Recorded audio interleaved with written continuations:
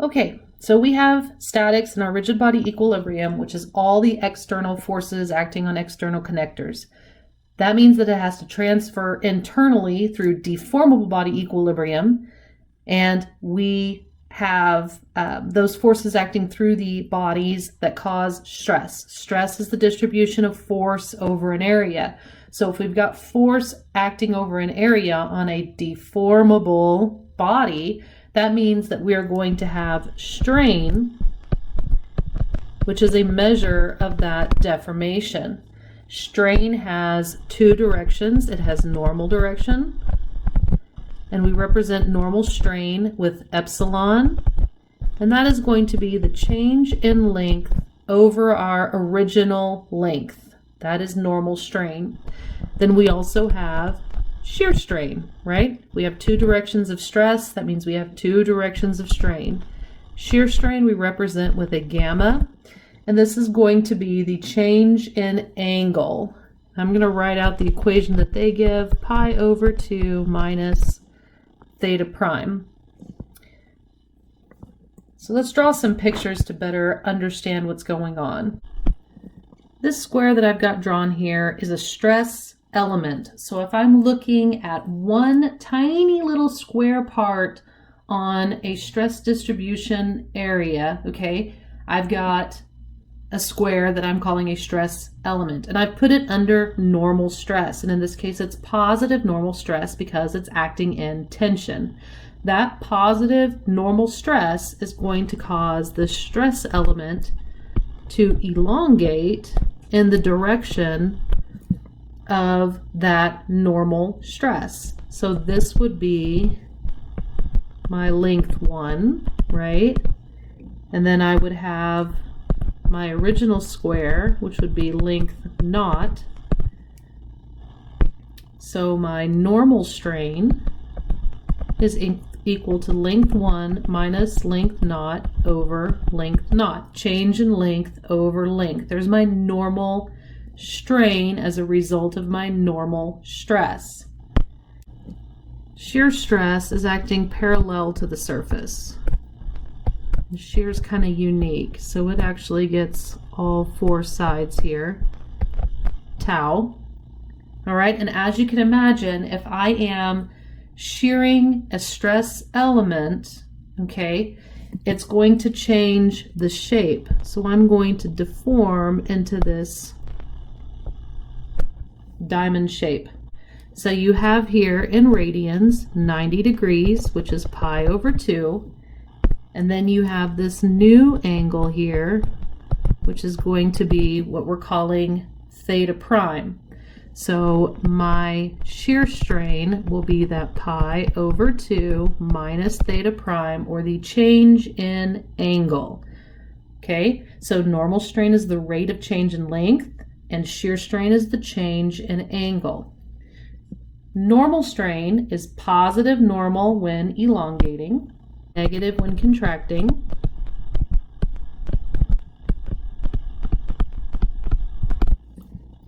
which makes sense because positive stress is in tension, positive normal force is in tension. Tension is going to cause elongation. Shear strain is positive when the angle decreases and negative when the angle increases. Why? Because shear is weird, okay? But if you're looking at my stress element here, you see here that this is positive shear, how I've got it drawn, okay? And that positive shear, how I have it drawn, deforms it into this shape. So if we're looking at the bottom left-hand corner, it's positive shear. Let's say I have this blue rectangle that is 3 inches wide by 5 inches tall. And I wish to find the normal strain along line BD and the shear strain at corner A when the blue rectangle deforms into the green dotted rectangle. You'll see that point A doesn't move. Point B moves horizontally 0.09 inches to the right. C moves 0.1 inches to the right. And D moves 0.05 inches to the right. And BC remains horizontal and moves 0.08 inches up. Normal strain is equal to the change in length over length. So I need the length in B prime, D prime, and the length BD.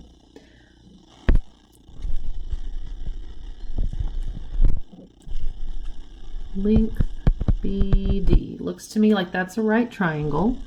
So length BD is going to equal the square root of the sum of the squares of 3 squared plus 5 squared,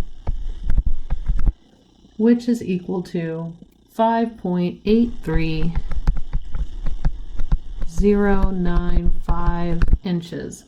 I want a lot of significant digits because the strain should be very, very small, and I need more significant digits to have accurate measurements.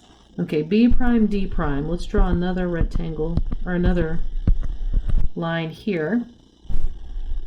And this I can also make into a right triangle.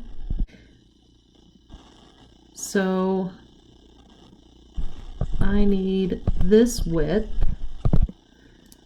which is going to be 3 inches minus 0.09 inches. So that moves us over to the right to be directly under B prime, and then plus another 0.05 inches to move us over to D prime. And then my height here, this one's a little bit easier to see. This is going to be 5 plus 0.08 inches to get me the new height of my triangle. So my length B prime D prime is going to be 5.08 squared plus 2.06 squared, which is equal to 5.87946 inches. So my normal strain from B to D is going to equal to my new length, 5.87946, minus my original length, 83095, all over my original length, 5.83095, and this is equal to 8.32 times 10 to the negative third, and we are going to be in inches per inch. Okay, acceptable units for normal strain is also unitless, so 8.32 times 10 to the negative 3, but I'm going to write inches per inch in this particular example. All right, corner A. Corner A starts as a 90-degree angle, and my change in angle is going to be this red triangle right here. I can directly calculate shear strain gamma A because it's just the change in angle, and in this case I can directly calculate that change in angle. I know this width, I know that new height. So gamma A for me is going to be the inverse tangent of opposite 0.09 inches over adjacent 5.08 inches. And I want to make sure that my units are in radians. And I have 17.7 times 10 to the negative 3 radians. Okay, my angle is getting smaller. I can visually see that this is smaller than 90 degrees. So this is going to be a positive shear strain. My normal strain, the math works out that it is a elongation, so it's positive. So both of my strains in this case are going to be positive strains. In this example, we have a rigid member ABC that is supported by a pennant B and a cable AD. The cable AD is 3.5 meters at rest, And we want to find the angle of rotation of member ABC about point B if cable AD had a measured strain of positive 21.6 times 10 to the negative 3 millimeters per millimeter. I'm going to start with a picture of member ABC, and if cable AD elongates, that means A is going to drop down. So I'm going to draw a greatly exaggerated deformed member here.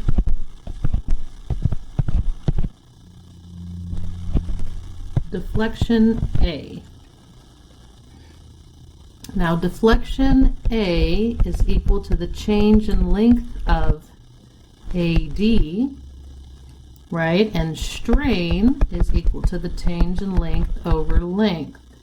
So the deflection at A is going to equal to the strain AD times the length of AD, which is going to be 21.6 times 10 to the negative 3 times 3.5 meters.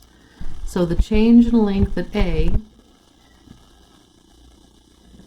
is equal to 0.0756 meters. And I'm going to go ahead and leave it in meters because all my other lengths are in meters.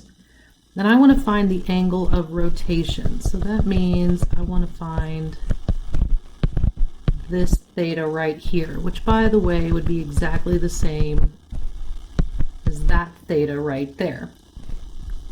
And I know that this length is 2 meters, right? So sine of theta is equal to the opposite 0.0756 meters over the hypotenuse 2 meters.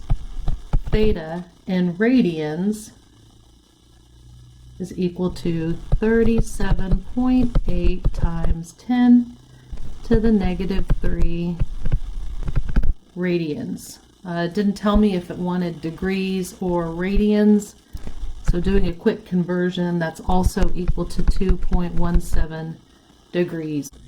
In this example, we have a frame made of 3 rigid members, AB, BC, and CD, that are held together with pins at A and D, pins at B and C, and a cable from A to C. I want to find the normal strain in cable A to C if member AB rotates 2.65 degrees clockwise. So again, drawing pictures, I'm going to draw an exaggerated rotation here.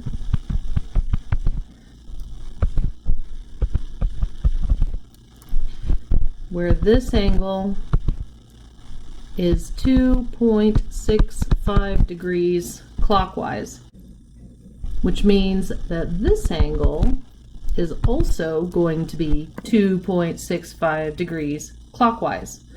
Rigid members are very important because that means they are not deforming, and we have to define whether it's deforming or not because we're in solids now with deformable body equilibrium. So we assume everything deforms unless told otherwise.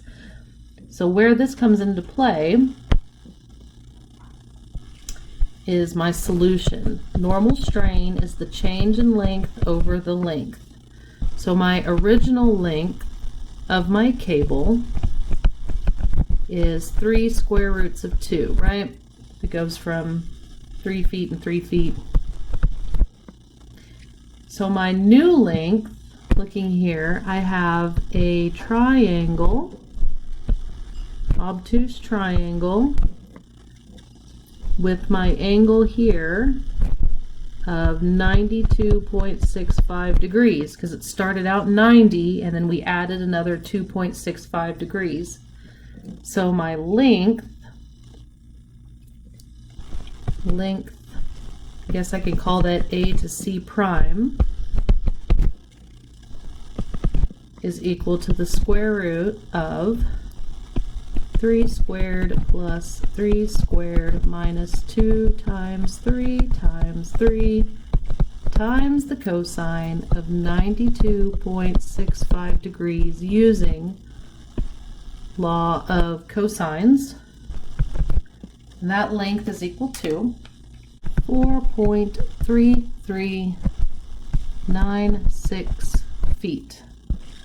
So that means my normal strain is equal to 4.3396 minus 3 square roots of 2 divided by 3 square roots of 2, which is equal to 22.8 times 10 to the negative 3 inches per inch. It seems like it should be in feet per feet, but that's kind of a large unit of measure, and this is a small change, so we use a smaller unit of measure. And again, you can give the answer without units at all, and it will be correct. Here we have a right triangle, 40 millimeters by 40 millimeters in blue, and then it is deformed to the green triangle where B moves down 0.8 millimeters and C moves to the right 1 meter. Find the shear strain at C. Solution is shear strain is equal to the change in angle, and the original equation is the pi over 2 minus theta prime, but I'm going to modify that to theta minus theta prime because C starts out as a 45 degree. So theta C is equal to 45 degrees, and we need theta C prime. And we can find that tangent of theta C prime is equal to opposite, so that is going to be 39.2 millimeters over adjacent 41 millimeters, which is equal to 0.7629 radians. And recall that 45 degrees is pi over 4 radians.